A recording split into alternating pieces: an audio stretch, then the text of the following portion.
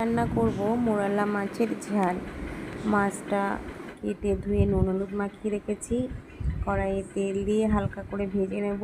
এদিকে পেঁয়াজ কুচি, টমেটো কুচি, রসুন কুচি, আদা কুচি, সর্ষে, কাঁচা লঙ্কা বেটে নিয়েছি। কড়াইয়ে তেল দিয়ে একটু পাঁচফোড়ন দিয়েছি। এবার দিয়ে দিচ্ছি পেঁয়াজ, কাঁচা লঙ্কা, রসুন কুচি, টমেটো কুচি, আলু।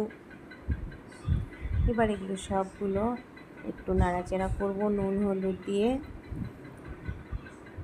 একটু ভাজা ভাজা হলে ভেজে রাখা মাছ দিয়ে দেব, আর দিয়ে দেব সর্ষে, কাঁচা লঙ্কা বাটাটা। অল্প একটু জল দেব। দিয়ে দিয়েছি ধনে পাতা আর কাঁচা সর্ষের তেল।